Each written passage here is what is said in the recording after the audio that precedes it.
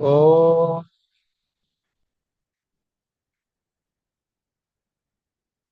श्री गुरुभ्यो नमः। ओम सहना भवतु, सहनौ भुनक्तु, सह वीर्यं करवावहै, तेजस्विनावधीतमस्तु मा विद्विषावहै। ओम शांति शांति शांति। तो कल हमने समाधि पाठ को पूरा कर लिया था। उसमें से किसी को कोई शंका हो तो बताइए अभी। उसके बाद हम साधन पाठ को शुरू करेंगे।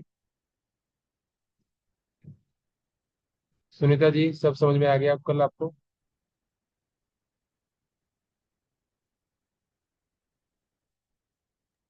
हाँ जी गुरु जी। ठीक है। तो पहले पाद में बता दिया कि स्थिर चित्त वालों के लिए योग का क्या क्या स्वरूप है, मोटा मोटी। कि भाई जिनका चित्त स्थिर है, या चित्त को स्थिर करके हम कैसे योग के मार्ग में आगे बढ़ सकते हैं, वो मुख्यतः दो ही उद्देश्य थे। या तो जिनका चित्त स्थिर है उनको उपाय बताओ, या चित्त जिनका स्थिर नहीं है उनको स्थिर करो, शुद्ध करो और उसके बाद उपाय। लेकिन बात आती है कि चंचल चित्त वालों का क्या करें। केवल अस्थिरता ही चित्त को योग मार्ग से नहीं हटाती है, चंचलता भी हटाती है। तो यहाँ पर अब दूसरे पाद में, साधन पाद में, उपायों का भी वर्णन करेंगे और जिनके चित्त में चंचलता है उनका भी वर्णन करेंगे कि उनके लिए कौन सा योग सूटेबल होगा। तो सबसे पहले सूत्र में बताया, तपस्वाध्याय ईश्वर प्रणिधानानि क्रिया योगा। कि तप, स्वाध्याय और ईश्वर प्रणिधान, इसको क्रिया योग कहते हैं, है ना। ये तीनों ही क्रिया योग है, तप, स्वाध्याय और ईश्वर प्रणिधान। ईश्वर प्रणिधान पहले भी आया था। असंप्रज्ञात समाधि की प्राप्ति का अन्य उपाय में ईश्वर प्रणिधान को काउंट किया गया था, कंसिडर किया गया था। यहाँ पर क्रिया योग में भी ईश्वर प्रणिधान है, क्योंकि चित्त की चंचलता को कम करने के लिए या चित्त को शुद्ध करने के लिए ईश्वर प्रणिधान तो हर समय उपलब्ध ही रहता है, हर समय कारगर ही होता है। तो तप क्या बताया यहाँ पर? तप के बारे में बताया कि धर्म आचरण करते हुए, क्योंकि जो व्यक्ति तप संयम करेगा ना, ठीक ढंग से चलेगा, उसको कष्ट आएंगे, उसको कष्ट आएंगे, उसको ये मानना है कि ये योग है। कष्ट नहीं तो सही मार्ग पर चलने के लिए अगर फूलों से बड़ी रास्ते हो तो फिर कौन ना चलना चाहे, सभी चलना चाहे। लोग भागते क्यों उस धर्म के मार्ग से, तप के मार्ग से? क्योंकि कष्ट आता है। लेकिन कष्ट झेलना है, यानी कि धर्माचरण करते हुए शीत उष्ण, शीतोष्ण, सुख दुख, ये जितने भी द्वंद्व हैं, मान अपमान, लाभ हानि, ये जितने भी द्वंद्व हैं, दो का जोड़ा है जो पेयर में, जिसका विरोधी पक्ष भी मौजूद रहता है, उसको बोलते हैं द्वंद्व। जब विरोधी पक्ष मौजूद रहेगा उसको कहेंगे द्वंद्व, है ना। जब तक कि ईश्वर के अलावा कोई और दूसरा उपलब्ध रहेगा तब तक मन में भटकाव रहेगा। ईश्वर के अलावा जब तक दूसरा भी उपलब्ध है, यानी कि द्वंद्व है, जब तक दो रहेंगे, द्वैत रहेगा, तब तक की उलझने रहेंगी।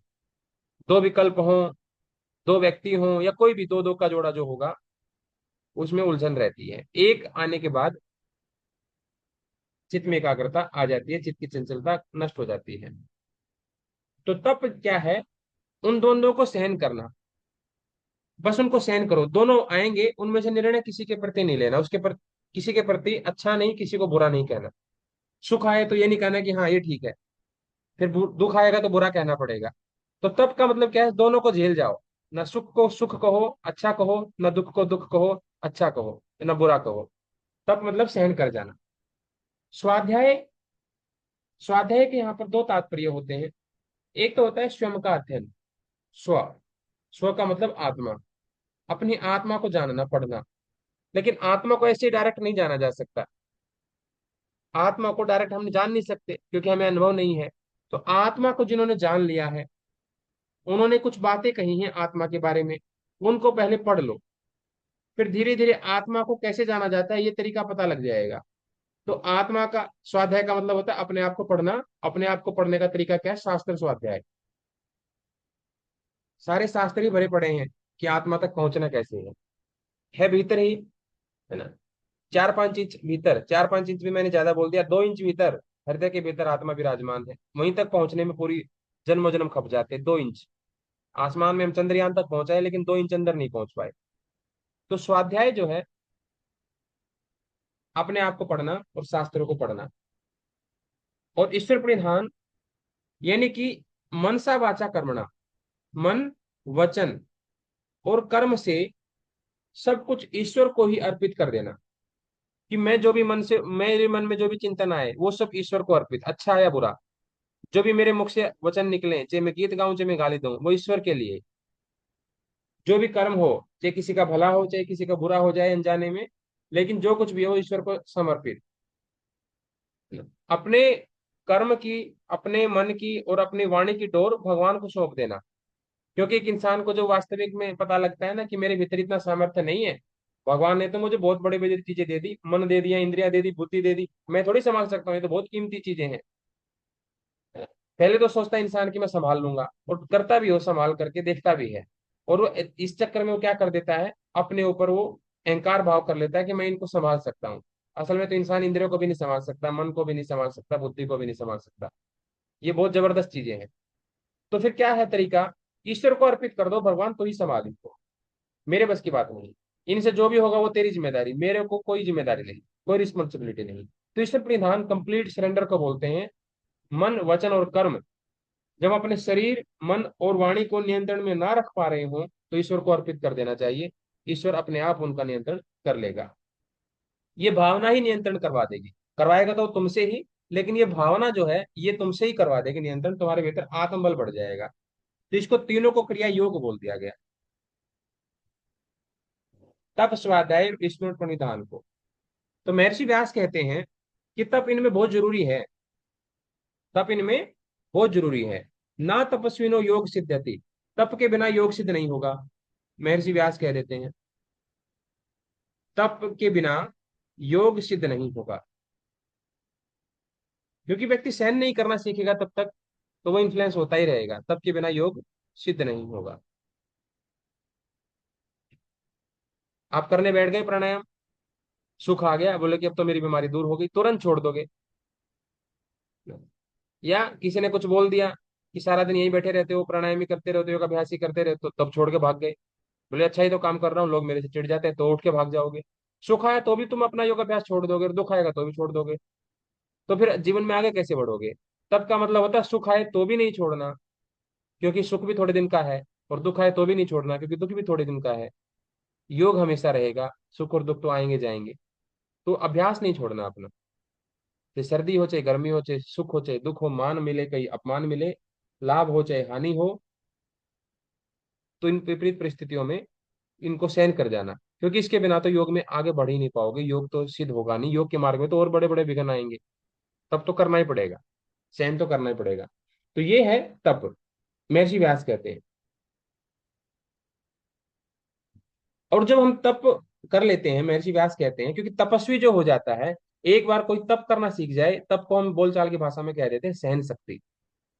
सहन शक्ति, एक बार जिसके मन में सहन शक्ति का प्रादुर्भाव हो जाए, फिर चाहे अनादि कर्म हो, कितने ही पुराने कर्म हो, कितने ही पुराने क्लेश हो, उनकी वासनाएं हो, विषयों का जाल हो, अशुद्धियां हो,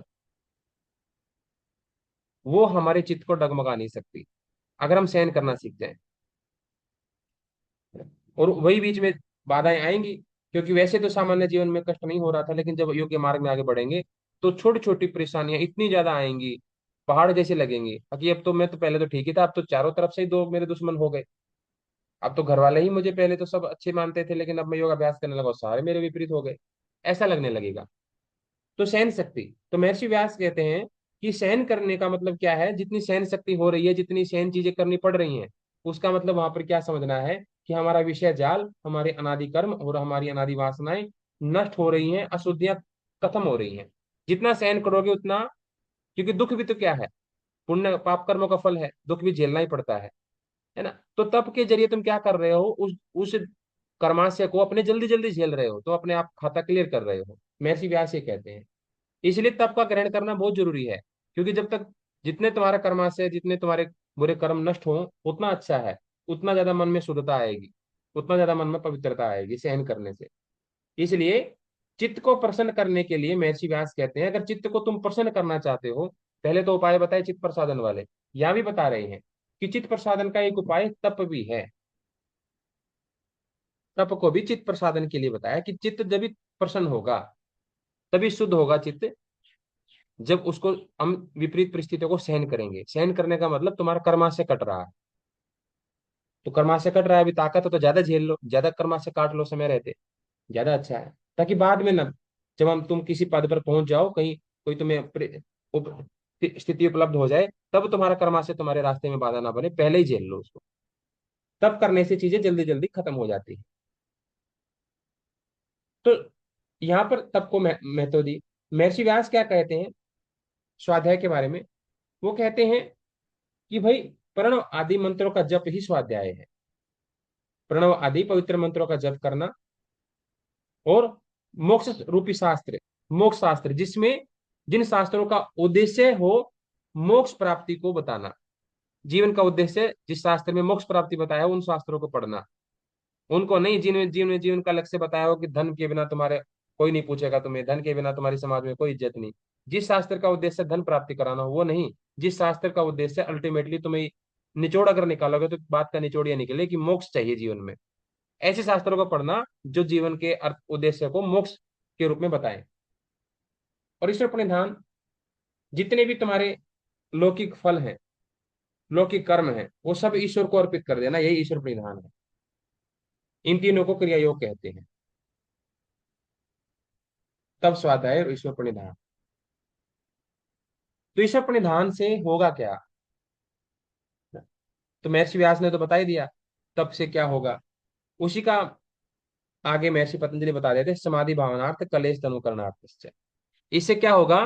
तुमने तप कर लिया, चित्त प्रसादित हो गया, कुछ हद तक तो तप से ही काम हो गया, कुछ स्वाध्याय से हो गया। तुमने क्या किया? शास्त्रों का अध्ययन किया, प्रणवादी मंत्रों का जप किया, ईश्वर प्रणिधान किया, तुमने ईश्वर को अर्पित कर दिया अपने मन वचन और कर्म को। तो क्या हो गया? तुम्हारे नए वाले कर्म तो बनने से खत्म हो गए, है ना, वो तो नए वाले तो बनेंगे नहीं अब। पुराने वालों को तुमने सहन करके खत्म कर दिया, नए वालों को तुमने ईश्वर प्रणिधान करके खत्म कर दिया। नया कर्माशय और पुराने वाला तप से और नए वाला ईश्वर प्रणिधान से। और स्वाध्याय से तुमने अब उन परिस्थितियों को समझना शुरू कर दिया, आत्मज्ञान की तरफ तुमने मुड़ना शुरू कर दिया। तो ये क्रिया योग है। तो ये तीनों का पालन करने से क्या होगा? समाधि भावनार्थ, कलेश तनुकरणार्थ, ये क्रिया योग से समाधि की सिद्धि होगी, समाधि की सिद्धि कराने वाला होगा ये, है ना। समाधि की सिद्धि, यहाँ पर हम इसको कह सकते हैं समाधि की भावना पैदा कर देगा ये, समाधि की भावना, भावना की उत्पत्ति, भावना उत्पत्ति। ठीक है। एक बार समाधि की भावना भी अगर आ जाए, तो एक न एक दिन समाधि व्यक्ति पा करके ही रहेगा। एक दिन किसी के मन में कोई भी चीज आ जाए, इच्छा आ जाए, है ना? कोई भी आपके मन में इच्छा आ जाए, देख लो, वो इच्छा आप पूरी करके रहोगे, चाहे कुछ भी करना पड़े आपको। मौका मिलता है, मिलते ही पूरी करोगे उस इच्छा को। या तो कोई चीज मन में आई नहीं, अगर आ गई तो आप पूरी करके मानोगे। तो बोले सबकी इच्छाएं तो पूरी नहीं होती हैं, तो फिर देख लो फ्रस्ट्रेशन, बीमारियां आएंगी। और ऐसा नहीं है कि वो बाद में अवसर मिलेगा तो नहीं करेगा, पूरी कर लेगा, चाहे बुढ़ापे में मरते मरते भी हो जाए, है ना? वो पूरी करके मानेगा। तो फिर योगी क्या करता है? बोले इच्छाएं तो फिर नष्ट कर देंगी मुझे। तो योगी के पास तरीका है कि वो इच्छाओं को, मन में आ तो गई थी लेकिन उनको निकालने का तरीका पता है। संसारिक व्यक्ति को इच्छाओं को बाहर निकालने का तरीका नहीं पता, कोई चीज भावना मन में आ गई उसको तरीका नहीं पता, है ना? योगी को पता होता है, भावनाएं पैदा भी कर सकता है, भावनाओं को मिटा भी सकता है। समाधि की भावना पैदा हो जाएगी इससे, क्रिया योग करने से। और अविद्या आदि क्लेशों का क्षीण हो जाएंगे, अविद्या आदि क्लेश जिनकी वजह से कर्म उत्पन्न होंगे बाद में, वो थोड़े ढीले पड़ने लग जाएंगे, क्योंकि व्यक्ति ने तप स्वाध्याय और ईश्वर प्रणिधान करना शुरू कर दिया। तो अविद्या आदि क्लेश निर्बल हो जाएंगे, कमजोर पड़ने लगेंगे, और समाधि की भावना पैदा होने लगेगी। यानी कि एक चीज बढ़ने लग जाएगी ऊपर जो अच्छी चीज है, और बुरी चीजें कम होनी शुरू हो जाएंगी। अविद्या आदि क्लेश कम होने शुरू हो गए, समाधि की भावना बढ़नी शुरू हो गई। पहले अपोजिट हो रहा था, समाधि की भावना नीचे चलती चली जा रही थी, उससे हम दूर से दूर होते जा रहे थे, और अविद्या कंटिन्यू बढ़ती जा रही थी। अब ऊपर अपोजिट हो गया। ये क्रिया योग का परिणाम बताया।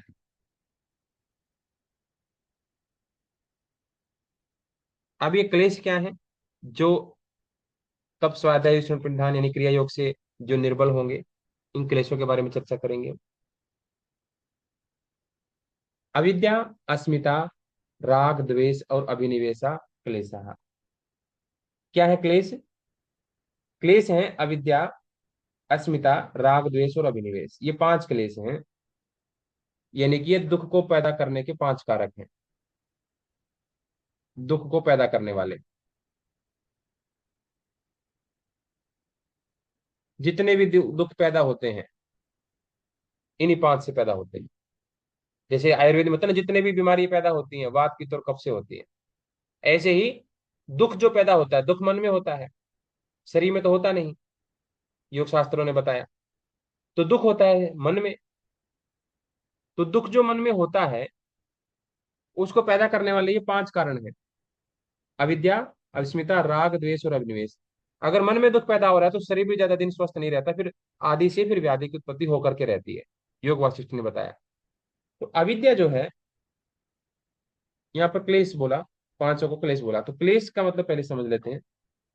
क्लेश, क्लेश का अर्थ जो है महर्षि व्यास खोलते हैं। क्या खोला इन्होंने? क्लेश का मतलब होता है क्लेशा इति पंच विपर्य इत्यर्थ। क्लेशा इति पंच विपर्य इत्यर्थ, कि पांच विपर्य हैं ये, पांच विपर्य, पांच विपर्यों को ही पांच क्लेश कहते हैं। ये पांचों के पांचों जो चीज जैसी है ना वैसा लगने ही नहीं देंगे उसको। ये पांचों के पांचों ऐसे हैं, जो चीज जैसी है वैसा उसका बोध नहीं होने देंगे। ये पांचों के पांचों देख लो, जिसके प्रति राग हो जाए हमें, उस व्यक्ति के दोष दिख जाएंगे क्या? नहीं दिखेंगे। जैसे उस लड़की को, वो जो सोनम है, वो राजा रघुवंशी, उसने कहा था अपनी माँ को, राजा ने, कि माँ ये जो लड़की है ना, ये मुझे ठीक नहीं लग रही, मेरी इच्छा नहीं हो रही इससे शादी करने की। ये मेरे से बात नहीं करती, अपने बारे में कुछ बताती नहीं। तो उसकी माँ ने कहा नहीं बेटा मैं बात करती हूँ। बात किया कि तुम मेरे बेटे से बात क्यों नहीं करती हो जब शादी की बातें हो गई हैं तो? बोली मैं ड्यूटी पे रहती हूँ इसलिए नहीं कर पाती हूँ। फिर अचानक से वो लड़का जो है उसके प्रति मोहित होने लग गया कि यही ठीक है, सुटेबल है। वही बात है ना, जितना दूर भागता है उसके प्रति आकर्षण और बढ़ता है। लेकिन शादी उसी से हो गई देखो, और उस शादी के 7 दिन बाद ही क्या परिणाम मिला। तो राग जो है ना, पहले ही दिन उसको समझ में आ तो गया था कि ये कुछ मामला गड़बड़ है, उसके बावजूद भी शादी हो गई। शादी होने के बावजूद भी उस लड़की ने कहा कि भाई मुझे जो है ना घूमने जाना है। वो बोला कि नहीं जाना है। अपने मायके जा करके टिकट बुक करवा दी शिलोंग में। तो फिर अपनी माँ से पूछा कि माँ मेरा जाने की इच्छा नहीं है, उसने टिकट बुक करवा दी। फिर माँ कहती है कि तुम चले जा बेटा, अब टिकट ही बुक हो गई तो चले जाओ। फिर भी नहीं समझा कि रिटर्न टिकट तो है ही नहीं। राग दूसरे पक्ष को जानने ही नहीं देगा, एक ही पक्षी रह जाएगा व्यक्ति, दूसरा पक्ष जान ही नहीं पाएगा। यूपी वाले होशियार होते हैं।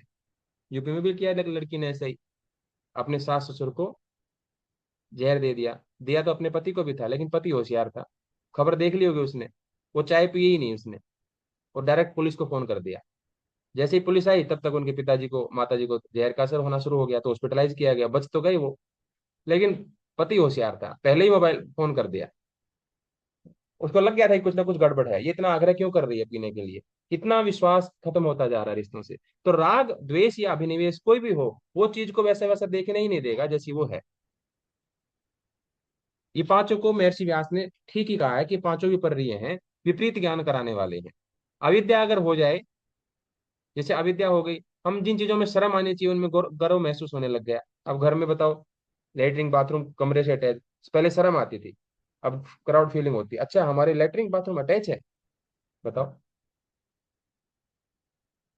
अस्मिता, अहंकार, राग द्वेष और अभिनिवेश, ये पांचों के पांचों विपर्य ज्ञान को प्राप्ति कराने वाले हैं। हाँ केशव, कुछ पूछ रहे थे तुम? ये सौरभ, कुछ पूछ रहे थे क्या? हैंड रेज कर रहे थे। सर वही ये ये पांच पांच विपर्य विपर्य। वो हो गया सर, क्लियर हो गया। ठीक है। आप लिंक करके बता रहे थे ना, तो इस वजह से थोड़ा सा कंफ्यूजन। समझ गया मैं। ओके, तो ये पांचों जो हैं, अविद्या, अस्मिता, राग, द्वेष और अभिनिवेश, ये पांचों विपर्य बताए महर्षि व्यास ने। ये कभी भी सही चीज को जानने नहीं देंगे। और आचार्य चाणक्य ने तो कहा है कि सुख और दुख में बेटा कभी कोई निर्णय मत लेना। भयंकर सुख हो ना, तो भी कोई भी कमिटमेंट करने से बच जाना। नहीं नहीं, अभी मुंह पे हाथ रख लेना तुरंत, अभी नहीं बोलेंगे कुछ भी। क्योंकि अभी तुम बहुत ओवर कॉन्फिडेंस में हो ना, अभी तो सुख है तो लग रहा है तो कोई भी कमिटमेंट कर दो तो पूरा हो जाएगा, ऐसा लगता है तुम्हें, ब्रह्मा जैसा फीलिंग आ रही है।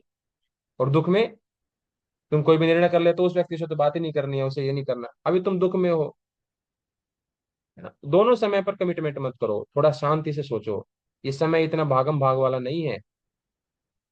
समय भले भागम भाग वाला, लेकिन तुम्हारा निर्णय अगर हो गया गड़बड़, इन्फ्लुएंस हो गया भागम भाग वाली जिंदगी से, तो जीवन जीवन भर पछताओगे। शांति से, विवेक से सोचना। तो ये पांचों विपर्य बताए महर्षि व्यास ने। इसमें से एक एक को अगर हम देखें, ये क्या करते हैं, ये पांचों विपर्य, तो महर्षि व्यास कहते हैं कि तेज चंद माना गुणाधिकारम दृढ़ जंती।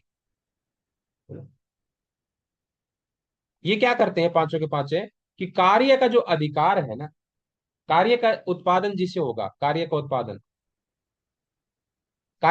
किससे होगा, कोई भी कार्य हम करते हैं तो वो गुणों से ही युक्त होता है, तीनों गुणों से। तो ये जो पांचों के पांचों हैं उस गुण को पैदा करने वाले होंगे, उस गुण को बलवान बना देंगे जिससे विपरीत चीजें होने वाली होंगी। ये पांचों के पांचों उस चीज को बढ़ावा देंगे जिनसे हमेशा गलत काम होने वाला है, ये पांचों उसी चीज को बढ़ाएंगे। सेम ऐसे ही, जैसे कि डीऑक्सीजनेटेड जो फूड खाएंगे आप, जिसमें ऑक्सीजन की मात्रा कम है, जो डेड फूड जिसको बोल सकते हैं, वो डेड फूड क्या करेगा, आपके भीतर कैंसर सेल को बढ़ाएगा। और लिविंग फूड, फ्रूट्स, सब्जियां, दाल रोटी चावल जो घर का है, वो क्या करेगा, वो डेड फूल को, डेड जो हमारी जो कैंसर सेल है उसको तो मिलेगा नहीं, वो हमारे भीतर ऑक्सीजन को बढ़ाएगा, वो कैंसर सेल को मारेगा। सेम ऐसे ही ये पांचों के पांचों उस गुणों को बढ़ाए, उन गुणों को बढ़ाएंगे जिससे कि हमारे जीवन में दुख आए। और योग का अभ्यास उन गुणों को बढ़ाएगा जिससे हमारे जीवन में सुख आए। सिंपल बात है। तो अविद्या, अस्मिता, राग, द्वेष और अभिनिवेशा, ये पांच क्लेश हैं। ये कार्य उत्पादन के जो गुण हैं, वो इसका इनका अधिकार होता है उन पांचों का। अविद्या, अस्मिता, राग, द्वेष और अभिनिवेश का अधिकार होता है कर्म के, कर कार्य का उत्पादन करने वाले गुणों के ऊपर। तो ये एक दूसरे को सहयोग करते रहते हैं। अविद्या अस्मिता का सहयोग कर देती है, अस्मिता राग का, राग द्वेष का, द्वेष अभिनिवेश का। एक दूसरे का सहयोग करके क्या कर देते हैं, ये कर्म फल को उत्पन्न कर देते हैं। एक दूसरे का सहयोग करके काम चला देते हैं।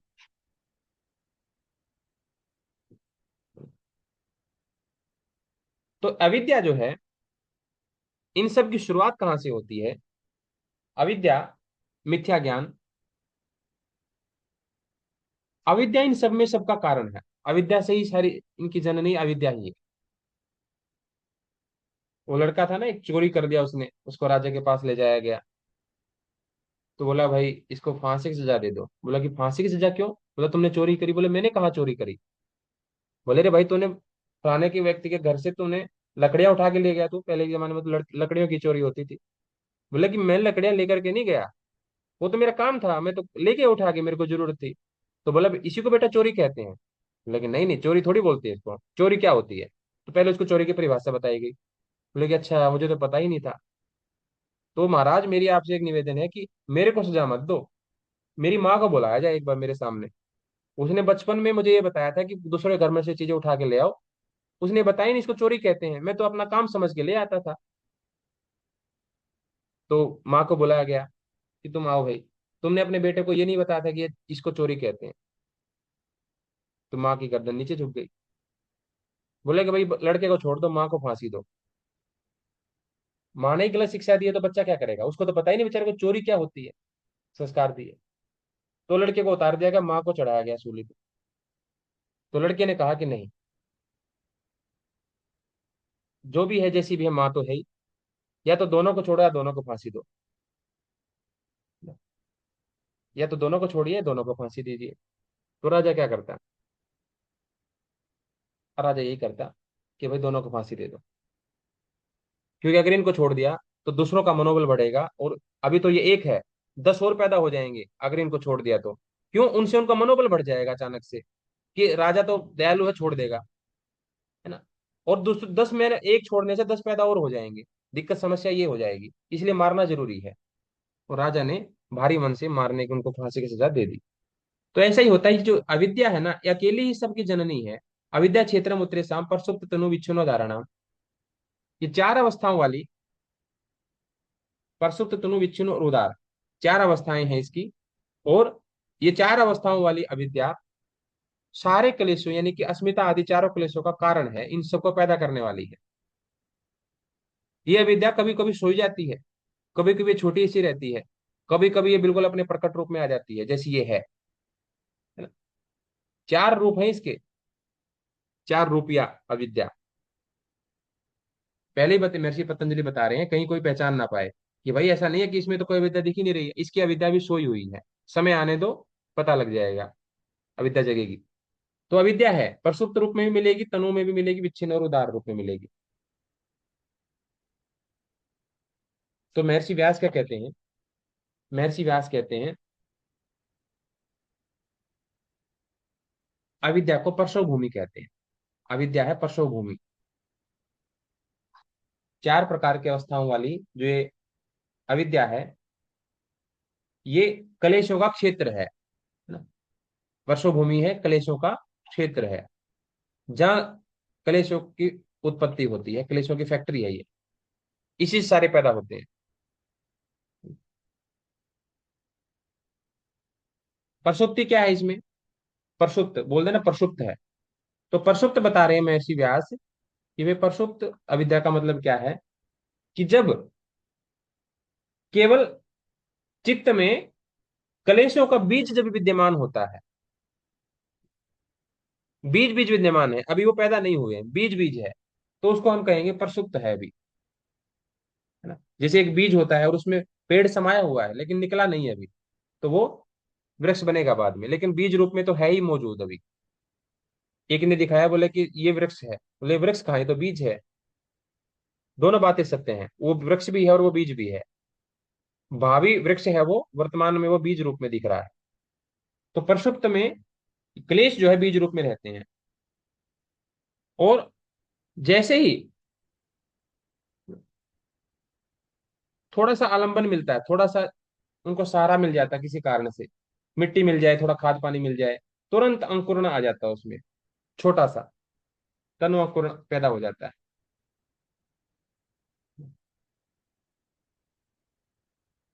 और फिर इसकी अलग अलग टहनियां निकल जाती हैं उस अंकुरण से, और तो फिर पूरा का पूरा विशाल वृक्ष हो जाता है, उदार रूप में अविद्या प्रकट हो जाती है। तो ये अविद्या की चारों अवस्थाओं का इस तरीके से बताया, प्रसुप्त, तनु, विच्छिन्न और उदार।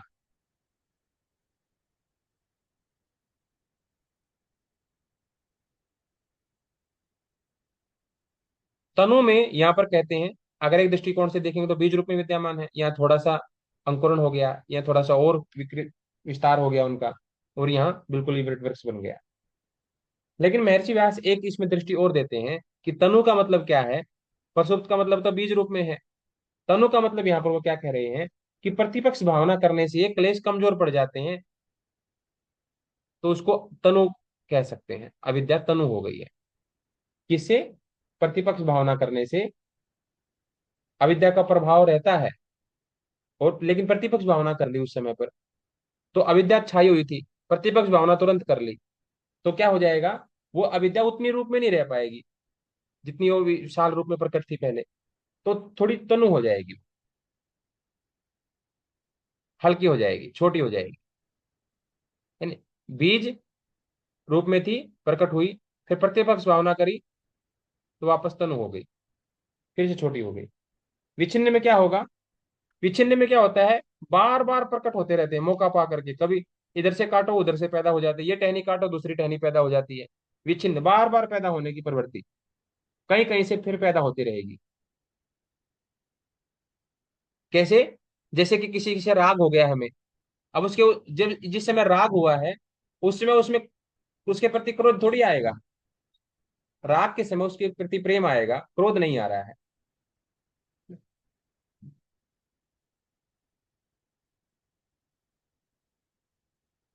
ऐसे ही राग वर्तमान है, लेकिन जो क्रोध है वो भविष्य में आएगा जरूर। आएगा जरूर, जिसके प्रति जितना गहरा प्रेम उसके प्रति उतनी गहरी नफरत भविष्य में आएगी। ये तो सिद्धांत ही है। जितना गहरा राग उतना गहरा द्वेष बढ़ेगा बाद में। लड़कियों से पूछ के देखो, भयंकर एक दूसरे से इतनी ईर्ष्या हो जाती है। रिसर्च हुई, पूछा गया कि भाई महिलाओं और पुरुषों में से सबसे गाढ़ी गहरी दोस्ती किसकी होती है? पुरुषों की होती है। महिलाएं अपनी फ्रेंड से इतना लंबी समय तक नहीं बना पाती, लेकिन लड़के एक साथ कई सारे दोस्तों को रख सकते हैं और जीवन भर निभा सकते हैं सबके साथ। लड़कियां नहीं कर सकती, इक्का दुक्का दो तीन चार होंगी, और उनसे भी उतनी गहरी नहीं हो पाती है, इक्का दुक्का से ही गहरी होती है। तो ये विच्छिन्न रूप में हो जाएंगी, पुनः पुनः पैदा होगी और नष्ट होगी। और उदार में तो पूरी तरह से उदार होगी, यानी कि पूरी तरह से प्रकट होगी, उदार। तो ये प्रसुप्त दोनों विच्छिन्न और उदार रूप में होती है। अब अविद्या का स्वरूप बता रहे हैं कि अविद्या है क्या। अनित्य शुचि दुखात्मसु, सीक्वेंस पूछ लेगा इसी का, आया था एग्जाम में, इंपॉर्टेंट है। अनित्य शुचि दुखात्मसु, नित्य शुचि सुखात्म ख्यातिर अविद्या। अविद्या क्या है? अनित्य शुचि दुखात्मसु, नित्य शुचि सुखात्म। इसको अगर हम खोलेंगे तो कैसे निकलेगा ये? अनित्य, अनित्य हो गया, और ये अ इसके साथ जुड़ेगा, अशुचि हो जाएगा ये, अशुचि, दुख दुखी रहेगा, और ये आ इसमें जुड़ जाएगा तो अनात्म। फिर इसमें आएगा नित्य, शुचि, सुख और आत्म। ये सीक्वेंस इनका, अनित्य, असुचि, दुख और अनात्म, नित्य, शुचि, सुख और आत्म। ये विपरीत भाव कर लेना। जो अनित्य चीजें हैं उनको समझ लेना ये नित्य है, हमेशा टिकेंगी। जो अपवित्र चीजें हैं उनमें उनको मान लेना पवित्र। इंसान मान लेता है और मान के बैठा होता है, जिसमें मिलने वाला दुख उसमें मानेगा सुख। घर बैठे बैठे सब चीजें आ जाती हैं अमेजन फ्लिपकार्ट से, कितना सुख लगता है। लेकिन ये नहीं देख रहा उसकी गर्दन कब्जे में आ रही है, धीरे धीरे कंट्रोल हो रहा है वो। अनात्म में अनात्म का भाव करेगा, अनात्म में आत्मा के भाव करेगा। ये अविद्या का स्वरूप होता है।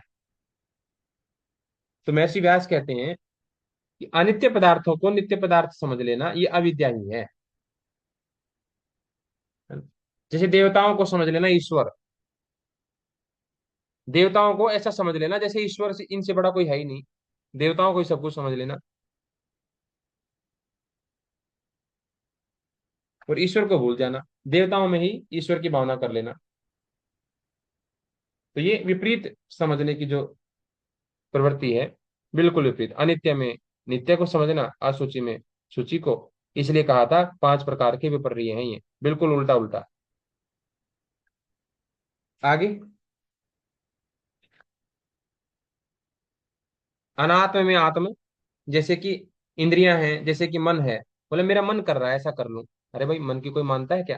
मेरी इंद्रियां, मेरी आंखें देखना चाहती है, मेरे कान सुनना चाहते हैं, बताओ कान की सुन रहा है? आत्मा भीतर से पुकार रही है, उसकी नहीं सुन रहा है। जन्मों जन्मों से कह रही बेचारी, वो पुकार रही, उसकी इंद्रियों की सुन रहा है, बताओ। इंद्रियां नष्ट हो जाएंगी थोड़े दिन बाद, शरीर में सामर्थ्य खत्म हुआ, इंद्रियां भाग जाएंगी तुरंत छोड़ के, किसी और शरीर में चली जाएंगी। इंद्रिया किसकी सगी हुई है? किसी की भी नहीं है। मन किसका सगा है? आज तुम्हारे मन में यही भाव है, कल दूसरे के मन में यही भाव होंगे, ये कभी नष्ट होने वाले नहीं है। इनको व्यक्ति ऐसे महत्व देता है, इंद्रियों को और मन को, जैसे कि वो आत्मा को महत्व दे रहा हो। जैसे पराये व्यक्ति को व्यक्ति इतना प्यार से बोलता है जैसे उसका कोई अपना सगा हो, और अपनों से ऐसे बातें करता है जैसे उसको पता नहीं कोई पराया आ गया हो। तो ये अनात्म में आत्म भावना। अस्मिता क्या है? दृग दर्शन सत्योर एकात्मते व अस्मिता। दृग दर्शन सत्योर एकात्मते व अस्मिता, इसमें है दृक् शक्ति और दर्शन शक्ति। यानी कि दृक्, पहला जो लिखा दृग, ये दृक् है, और दर्शन मतलब दर्शन। दृक् मतलब दृक्, दर्शन मतलब दर्शन। तो दृक् का मतलब होता है आत्मा, और दर्शन का मतलब होता है प्रकृति। जिसको देखा जा सके वो दर्शन, जिसका दर्शन किया जा सके वो दर्शन, यानी कि वो प्रकृति। और जो देख रहा हो, जो दर्शन कर रहा हो, वो दृक्, आत्मा। जो है दर्शन, जो दिखाई देगा, और जो देखने वाला है वो दृक्, यानी कि आत्मा। इनको एक सा रूप हो जाना अस्मिता है। कि देखना और देखने, देखना जो क्रिया है और दिखने वाली जो वस्तु है वो एक हो जाए, वो अस्मिता है। ऐसा ही संबंध, सेम टू सेम संबंध जोड़ना है परमात्मा से, जब हम आगे चर्चा करेंगे। सेम टू सेम संबंध, कि जैसे वो और मैं एक हो जाऊं, तो हो जाएगा मोक्ष। अगर सेम टू सेम संबंध जोड़ लिया संसार से, तो हो जाएगा मैं, अस्मिता, मैं पैदा हो जाएगा, मैं और मेरा।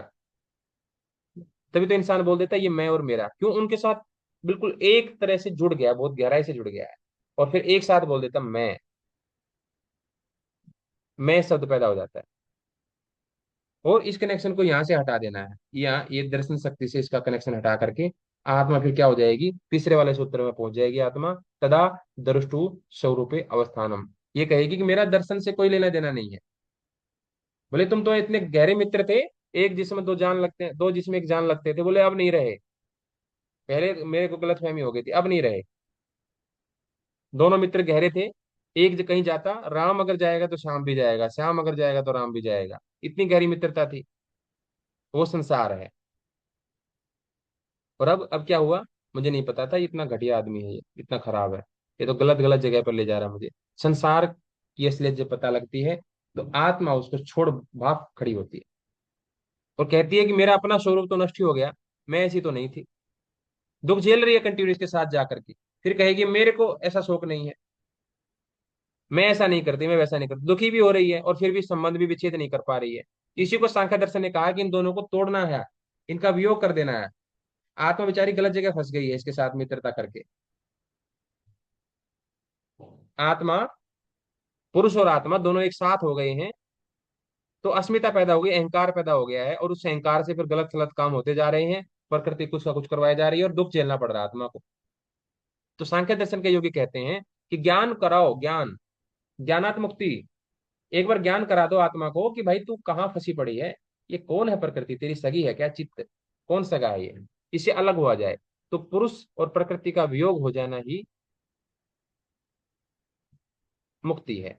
और वो होगा ज्ञान से। जब ज्ञान हो जाएगा कि भाई आत्मा और प्रकृति का तो कोई दोस्ती हो ही नहीं सकती। दूध और बिल्ली की कभी दोस्ती होगी क्या? कैसे हो जाएगी? तो उल्टा काम हो गया।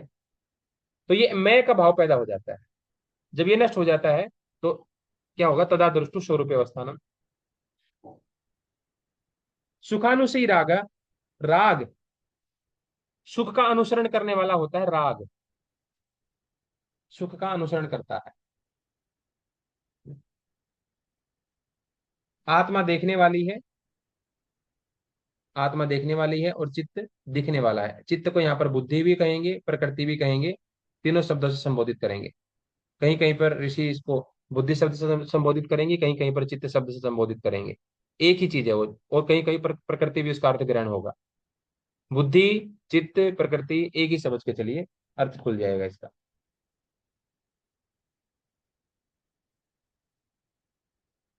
सुखानुसी राग है, अगला है। सुख भोगने के पश्चात, सुखानुसी राग है, सुख का अनुसरण।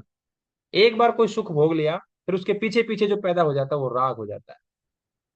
जैसे अंग्रेजों ने पहले क्या किया, लोगों को आदत लगाई चाय पीने की, फ्री फ्री में, पहले खुद बना के पिलाई, पूरे स्टॉल लगाए। जैसे एकादशी पे हम लगाते हैं ना, प्याऊ लगाते हैं, रुआवजा पिलाते हैं या तरह तरह के शरबत पिलाते हैं, ऐसे ही अंग्रेजों ने लगाए। इतिहास अगर पढ़ोगे चाय का, ऐसे ही चाय के स्टॉल लगाए पूरे। आओ चाय पियो, बढ़िया तड़का लगाकर अच्छे से जो बना सकते थे। फिर लोगों को एक बार जुबान पे कोई चख जाए तो चख जाए। फिर क्या किया, फिर बोले कि भाई बनाना कठिन हो रहा है, तुम ऐसा करो, तुम्हारे गांव में हम पैकेट दे जाएंगे, फ्री में देंगे, चिंता ना करो, फ्री में देंगे, तुम पीते रहना। बोले ये भी ठीक है, कोई बात नहीं। दूर जाना पड़ता है पीने के लिए, अब घर में ही दे जाएंगे तो खुद ही बना लेंगे। अब तो एक बार में काम कहाँ चल रहा है, बार बार पीने के लिए दूर जाना पड़ता है। कौन इतनी दूर जाए, घर में बना लेंगे जब पीने की इच्छा होगी तो। पांच पांच 10 10 किलो के पैकेट, चाय के पैकेट 5 5 की 10 10 किलो के घरों में बांटना शुरू कर दिया। गाड़ी ले भर के आती पूरी, और जैसे अखबार बांटने वाला अखबार फेंक के चले जाता है, ऐसे ही चाय के पैकेट फेंक के चले गए सब घरों में। तो लोगों ने चाय पीना शुरू कर दिया। फिर अंग्रेजों ने क्या किया, बोले भाई इतना बजट तो अब नहीं, थोड़ा सा शुल्क देना पड़ेगा। बोले शुल्क भी दे दे, कौन सी बड़ी बात होगी, तुम इतना पुण्य काम कर रहे हो, शुल्क भी दे देंगे। भारत के लोग ऐसे लोगों के प्रति तो बड़े दयालु हो जाते हैं ना, जो जहर बांटने वाले होते हैं। नहीं नहीं, कितना कष्ट होता होगा तुम्हें, गाड़ी का तेल फूकते हो, ऐसा है 5 किलो दे के जाते हो, कोई बात नहीं, ले लो कुछ। ऐसा भाव उसके प्रति नहीं आता जो गुरुकुल चलाता है। ऐसा भाव संत महात्मा के प्रति नहीं आता कि भूखा जा रहा है तो उसको कुछ दे दो। अंग्रेजों के प्रति दया आ गई। तो अंग्रेजों ने बिल्कुल स्वीकृति से उसके ऊपर शुल्क लगाया, स्वीकृति से, समाज की स्वीकृति से। उन्होंने बहुत प्लानिंग के तहत किया, बहुत ही प्लानिंग, व्यवस्थित प्लानिंग। तो माइक्रो प्लानिंग उसको बोल सकते हैं। तो उन्होंने फिर शुल्क लेना शुरू किया, और ऐसे ऐसे हालत हो गई। चाय का अगर देखोगे ना जाकर के, कितना बड़ा कारोबार है चाय का, बहुत बड़ा। चाय और शराब दोनों अंग्रेजों ने लाई, चाय और शराब। और दोनों, कोई भी सरकार हिम्मत नहीं कर पाती उसको बंद करने की। पूरा का पूरा अर्थ इकोसिस्टम, अर्थव्यवस्था ही पूरे राज्य की, पूरे देश की अर्थव्यवस्था ही दो से चल रही है मुख्य रूप से। तीसरे आ गए एलोपैथिक मेडिसिनल सिस्टम, चाय शराब। तो एक बार सुख का अनुभव हो जाए किसी चीज से, फिर उसी के प्रति वृत्ति भागनी शुरू हो जाती है। फिर तो व्यक्ति चाय कुछ भी करके चाय लाएगा, कुछ भी करके। किसी का भी उपचार करते ना, पहले बोलते हैं गुरु जी, मैं बोला चाय छोड़ दो, बोला और गुरु जी चाय मत छुड़वाओ, और कुछ छुड़वा दो। मैंने अपनी इलाज करना छोड़ दो, सब सीधी बात यही है। एक ही चीज छुड़वाने, तो इलाज छोड़ दो, फिर कैसे असर होगा। सुख का अनुसरण करने का भाव जो है राग है, ये सुख के पीछे भागता है। और सुख का मतलब क्या बताया महर्षि व्यास ने, कि सुख का मतलब होता है सुख देना और सुख लेना। सुख का मतलब क्या है, सुख देने का भाव और सुख लेने का भाव, उसी को बोलते हैं सुख। और इस सुख से पैदा होता है फिर राग, जिससे एक बार सुख मिल गया उसके प्रति फिर अटैचमेंट पैदा हो जाता है। फिर चाय का पैकेट देने वाला भगवान दिखने लगता है उसमें तो। ऐसा लगता है जैसे ये विष्णु का अवतार लेकर के आया, ब्रह्मा जी का अवतार, बस स्पेशल पैकेट देने आया 5 किलो का। ऐसा अटैचमेंट लग जाए। और कोई नीम की पत्तियां लेकर के आ जाए कि अपने शरीर को शुद्ध कर लो, नीम खा लो, ले, ये ऐसा लगता है जैसे यमराज साक्षात आ गए हो, नीम की पत्तियां लेकर के आया, बताओ भाई। तो राग पैदा हो जाएगा। और जिससे दुख पैदा होता हो, नीम लेकर के कोई आएगा, उससे द्वेष पैदा हो जाएगा। दुखानुसेई द्वेष है। सुख का अनुसरण करने वाली वृत्ति राग है, और दुख का अनुसरण करने वाली वृत्ति द्वेष है।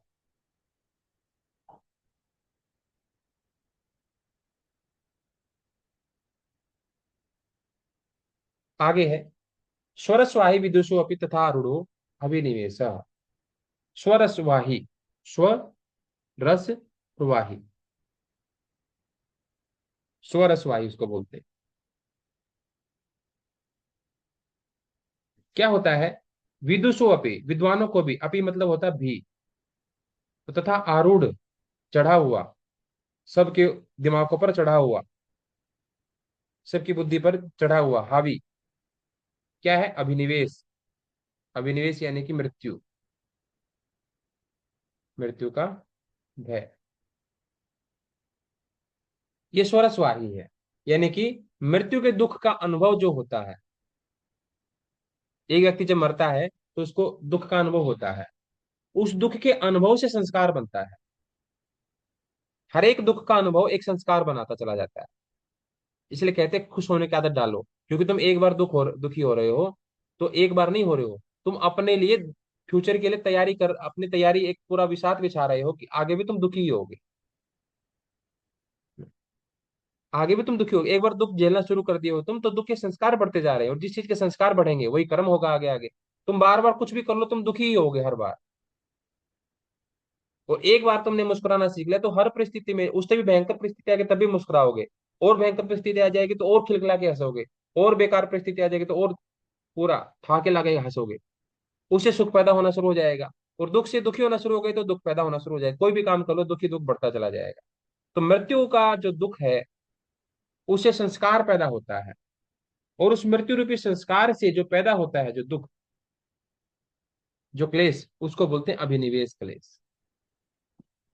मृत्यु के दुख के अनुभव से जो संस्कार बनता है और उस संस्कार से जो उत्पन्न होता है, उसको अभिनिवेश कहते हैं। और ये अभिनिवेश जो होता है, ये विद्वानों में भी है ना? जो परंपरागत स्वभाव से चला आ रहा है, मूढ़ों की भांति मूर्खों को जैसे होता है, यही दुख विवेकशील पुरुषों को भी सेम टू सेम होता है। मूर्ख को जैसे मृत्यु का भय बराबर है, वैसे विवेकशील पुरुष को भी मृत्यु का भय बना रहता है। और ये परंपरागत रूप से चला हुआ आ रहा है, क्योंकि मृत्यु का भय सबके भीतर बैठा हुआ है, कोई भी मरना नहीं चाहता। तो महर्षि व्यास कहते हैं कि सर्वस्य प्राणिना इयम आत्मा नित्या भवति मां न भुवम भूयास्मिति। कि हमेशा हर एक इंसान की इच्छा क्या है, हर एक जीव की, प्रत्येक प्राणी की, कि मैं नित्य हो जाऊं, मैं नित्य हो जाऊं। उसकी आत्म इच्छा है ये, अंदर से। मनो इच्छा नहीं है उसकी, न बुद्धि इच्छा है, ये उसकी आत्म इच्छा है, आत्मा की उसकी इच्छा है ये, कि मैं नित्य हो जाऊं। और ये इच्छा गहरे में बैठी हुई है।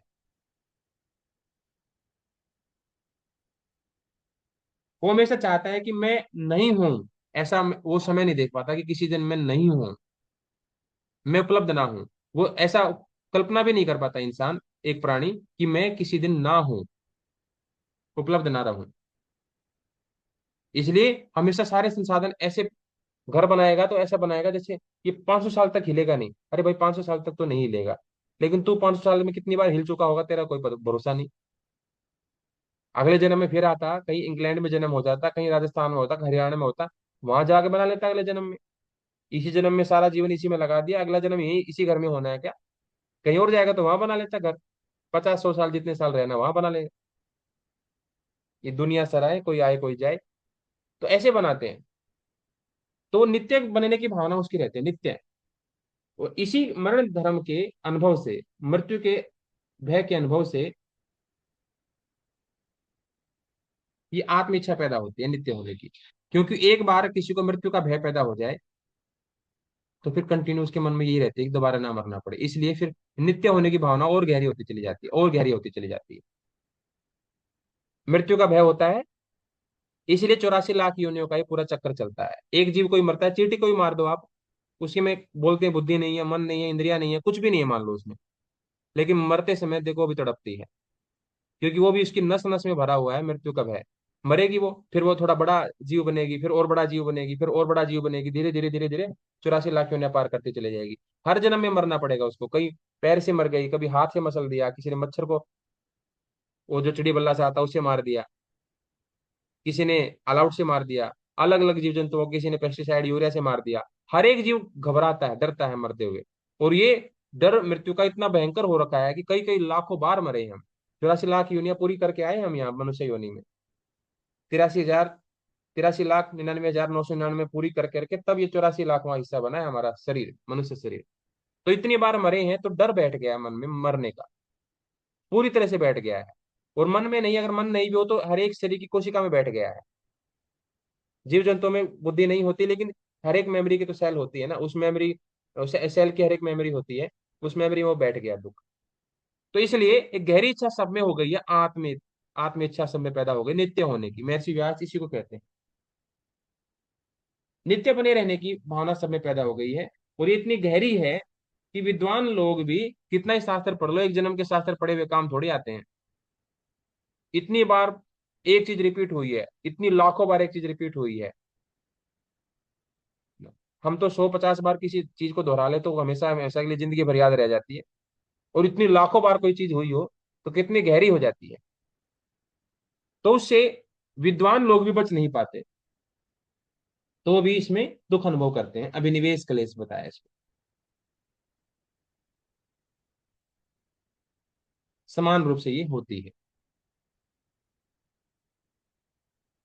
तो अभी के लिए इतना ही रखते हैं। इन क्लेशों को कैसे कम किया जाए, कैसे इनको नष्ट किया जाए, ये अगले वाली कक्षा में इसकी चर्चा करेंगे। अगर इससे संबंधित कोई भी शंका हो किसी विद्यार्थी की तो पूछ सकते हैं, अन्यथा फिर कक्षा को विराम देंगे।